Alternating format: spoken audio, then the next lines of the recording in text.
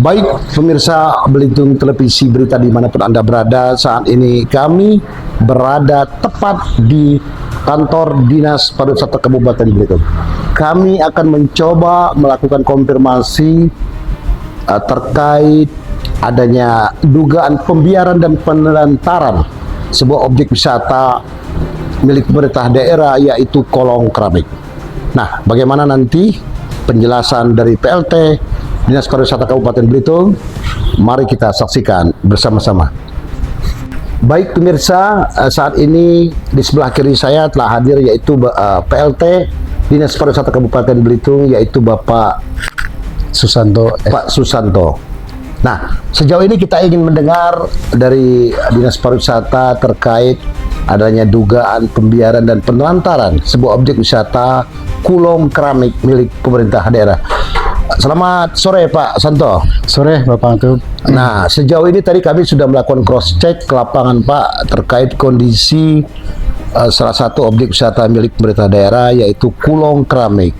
Nah, mungkin Bapak bisa menjelaskan Pak kondisi yang ada dia, kenapa dibiarkan seperti itu Pak? Oke, terima kasih Bang Atub. Jadi Bapak Ibu sekalian, perlu kami sampaikan Bang Atub dalam hal ini bahwa kami bukan melakukan pembiaran Bang Atub.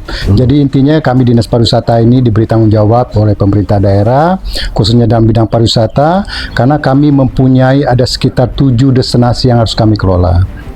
Dengan anggaran yang sangat minim sekali untuk pemeliharaan tersebut, kami melakukan berbagai upaya untuk secara tahap demi tahap melakukan perbaikan-perbaikan di destinasi kami.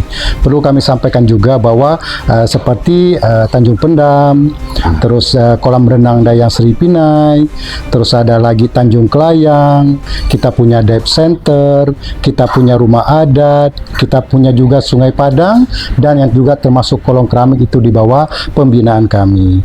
Jadi kalau misalnya berkaitan dengan masalah yang Kolong Keramik, kami memang sudah berupaya untuk melakukan berbagai upaya, terutama perbaikan. Salah satu upaya kami kemarin itu yaitu melakukan perbaikan pendopo. Nah, pendopo ini kan kemarin termasuk genting atapnya itu kan kita rubah menjadi PVC. Karena itu memang selalu dibutuhkan oleh masyarakat, karena dalam upaya bisanya melaksanakan hajatan-hajatan. Nah, itu yang sangat-sangat pintar dalam kami. Oleh karena itu kami skala prioritas dulu kami perbaikin yang di pendopo. Nah, baru ini juga kami sebenarnya sudah melakukan perbaikan khususnya untuk kolam renang Bang Atub. Jadi kolam renang itu kemarin itu memang seperti tehel-tehel di bawah itu kan banyak yang sudah tajam seperti itu perlu perbaikan. Termasuk juga mungkin kalau Bang Atub tadi ngeliat ke lokasi seperti ada permainan yang mungkin di situ kayak aja jamur-jamur, di situ kan kelihatan ada baru pengecatan.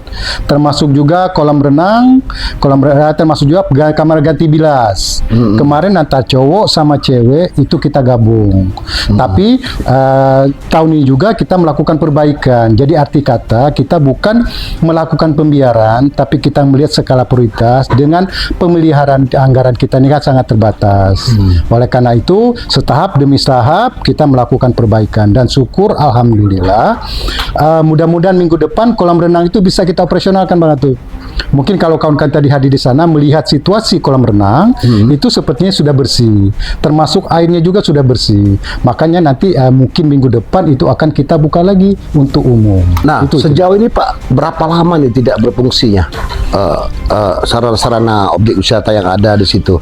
Sebenarnya itu berfungsi Bang Atub. Cuman memang kadang-kadang orang kan ke situ melakukan renang, termasuk juga melakukan sewa untuk acara hajatan perkawinan. Sebenarnya tidak profesional, tapi dalam skala yang besar, misalnya kita mengeluarkan tiket apa segala macam. Nah, di sini yang jadi masalah karena banyak pengunjung yang tidak berkunjung ke sana.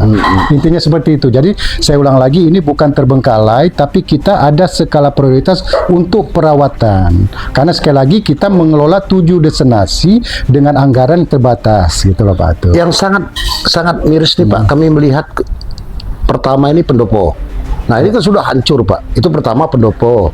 Ini sampai dibiarkan hancur begitu saja di areal kolam renang, kemudian waterboom. Ya, kemudian kami juga melihat sarana fasilitas seperti restoran yang menyerupai kapal. Siap. Dan kemudian ruko-ruko ini juga hancur untuk plafon-plafonnya. Nah, ini tentunya sudah cukup lama dibiarkan. Betul. Ini jelas Nah, apa penyebabnya Pak? Begitu hancur hingga sekarang baru ada upaya perbaikan. Nah, kenapa misalnya sebelum terjadi kendala yang dihadapi ini apa nih sebetulnya?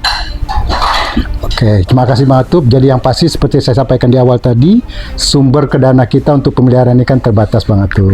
Nah itu yang pertama. Keduanya kan berkaitan dengan ruko-ruko atau mungkin tempat-tempat jual itu kemarin Bang Atub. Memang itu kan peralihan dari dinas perhubungan, dari dinas PUPR. Itu kan yang cukup sudah lama lah Bang Atub.